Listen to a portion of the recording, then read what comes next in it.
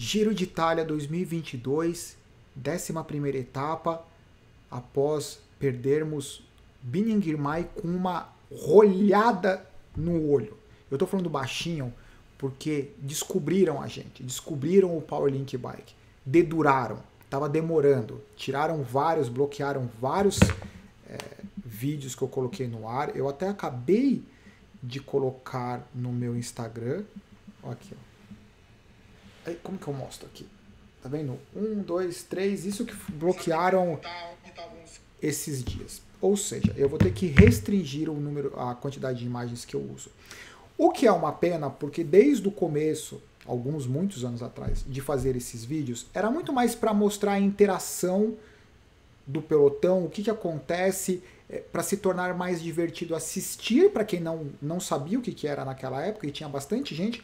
Hoje muita gente sabe qual que é a dinâmica do pelotão, por que acontece a fuga, por que a fuga raramente ganha, por que raramente vale a pena puxar o pelotão, e se você só faz isso se você é um componente de uma equipe que tem aquela função. E eu gostava de destacar esses elementos porque a gente gosta de transferir um pouco desse esporte profissional para a nossa prática esportiva. E quando na nossa prática esportiva tem o cara que vai lá para frente e fica puxando o pelotão até explodir o motor e acha que aquilo é um grande feito, na verdade aquilo é uma grande estratégia errada, a não ser que ele esteja trabalhando para alguém, o que raramente acontece no pelotão. Enfim, daí cada um interpreta essas interações do pelotão da forma como quiser e cada um faz o que quiser. Eu só gostava de usar as imagens, porque raramente existe o interesse real em saber o nome do ciclista, qual é a equipe, a quantos segundos ele está. Isso é muito legal para se mencionar, mas até mesmo no grupo de amigos que gosta da bike, ele quer muito mais saber o oba-oba, né? As movimentações, se trocou a camisa rosa, mas não necessariamente ficar narrando a etapa no sentido de narrar os tempos. E se não tem imagem, tem que meio falar sobre tempos e nomes, o que passa a não ser interessante. Enfim, vocês entenderam. Vou tentar usar poucas imagens.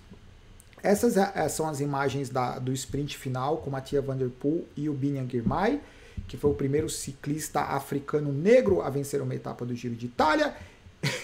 E deu merda. Porque na hora do pódio, o champanhe estourou no olho, assim, no olho dele, deu alguma hemorragia. Eu acho que, infelizmente, deve ter sido um pouco mais sério do que estão falando.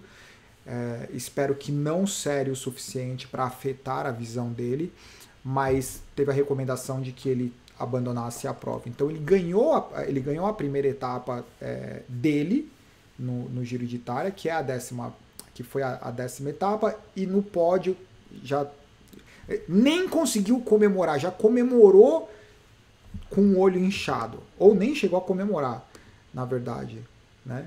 E daí o que aconteceu, deixa eu mostrar. Foi linda a comemoração dele, linda. Olha lá, pau!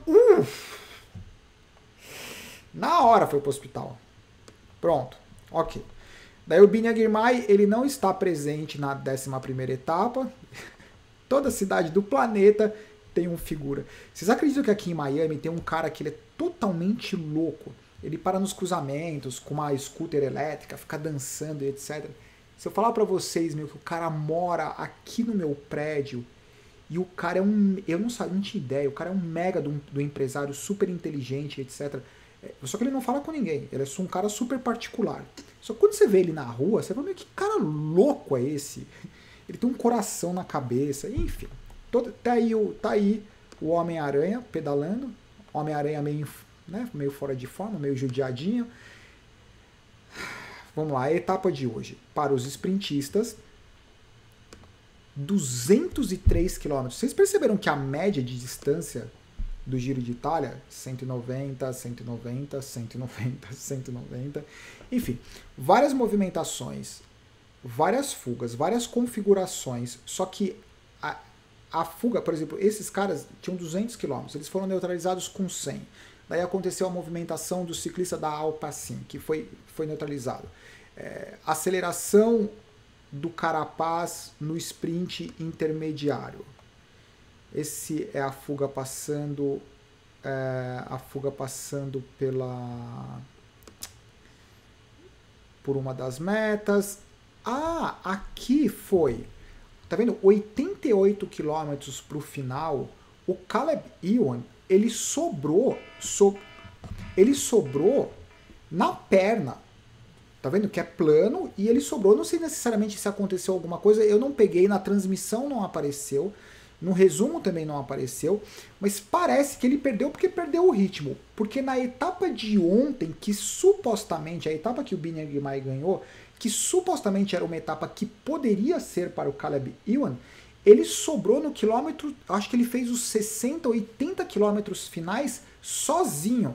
E daí na largada de hoje eles estavam entrevistando o Caleb Ewan, e o Caleb Ewan disse que assim, ele não quis abandonar, mas ele tinha certeza que aquilo poderia ter comprometido, e muito, porque foi extremamente difícil fazer os 80 quilômetros sozinho.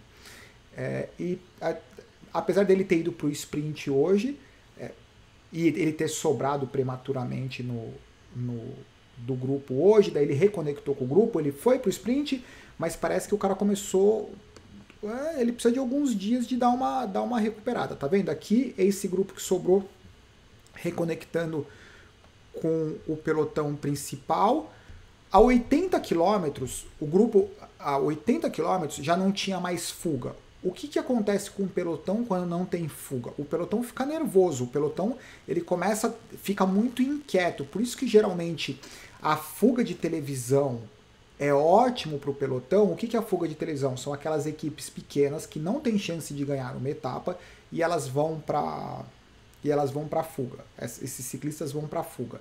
E por que o pelotão respeita? Porque é um código do pelotão, deixa os caras aparecerem, a gente não tem motivo nenhum para fazer força agora, a gente tem que controlar, mas não fazer força, porque eles aparecem e o pelotão fica tranquilo. Então é uma situação ótima. A partir do momento que não tem nenhuma fuga que coloca o grupo em risco e também não tem nenhuma fuga de televisão, o pelotão ele fica sem dono. É cachorro no parque sem coleira. Entendeu? Quem que vai controlar o cachorro? É um monte de cachorro sem coleira. Entendeu? Então o pelotão fica, cada diretor esportivo imagina que uma estratégia é melhor. E daí o pelotão começa a ficar super nervoso.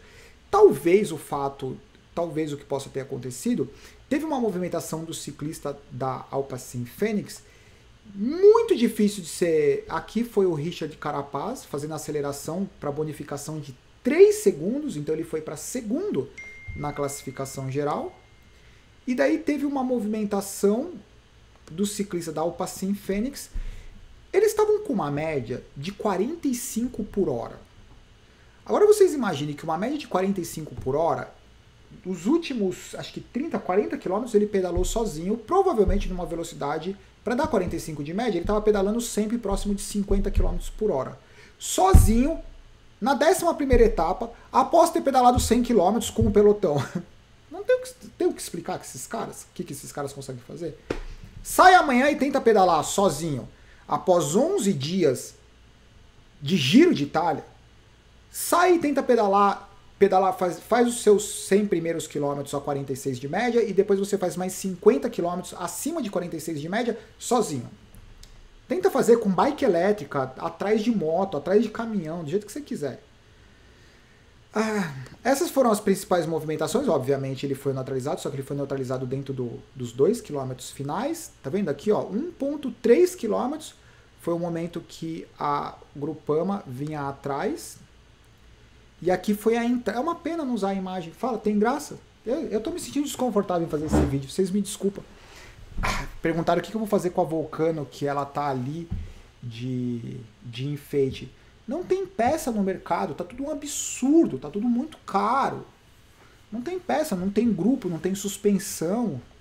Preciso de um patrocinador de grupo. Empresas, por favor, patrocina um grupo, a gente coloca aqui, fala da sua empresa, e fala todo dia, fala da empresa. Sabe aqueles canais que o cara fica falando? O cara fica meio desconfortável, né? Ele vai mostrar alguma coisa que ele não gostou, que dá pra perceber, ou que não é o melhor, em vez dele falar, cara, não é legal, entendeu? Não, é legal, mas precisa de certos ajustes e etc. Por que eu tô falando isso? Porque não dá pra mostrar a imagem, tem que falar alguma coisa. Ok. Aceleração final, todos os principais nomes, inclusive o Caleb Ewan, Cavendish, Arnaud Démare, Fernando Gaviria, o Casbow, né? Acho que ele não tava, o Casbow. Ali, ó, tá bem na frente o Fernando Gaviria, a Nordemar com a Ticlamino, atrás o Caleb Ewan, atrás do Caleb Ewan o Marco Cavendish, e de repente aparece o Dainese do lado direito aqui, do lado esquerdo, ó. Pumba! Ganhou, levantou o braço, comemorou. Inesperado, e isso é porque ele é embalador, acho que ele tem 22, 23 anos, recebeu carta branca para fazer o que quisesse hoje, e o resultado da carta branca foi vitória da etapa. Eu vou mostrar, vamos arriscar, vai. Eu não vou colocar no título Giro de Itália, porque eu acho que o problema é colocar no título. Olha a diferença da aceleração dele. Fez o Fernando Gaviria e o Nordemar parecerem, na verdade, quem chegou em terceiro aqui, ó. Vamos olhar no calor da emoção, porque eu também não sei. O Alberto Dainese, da DSM, 4 horas e 19, mais de 200 quilômetros. 4 horas e 19.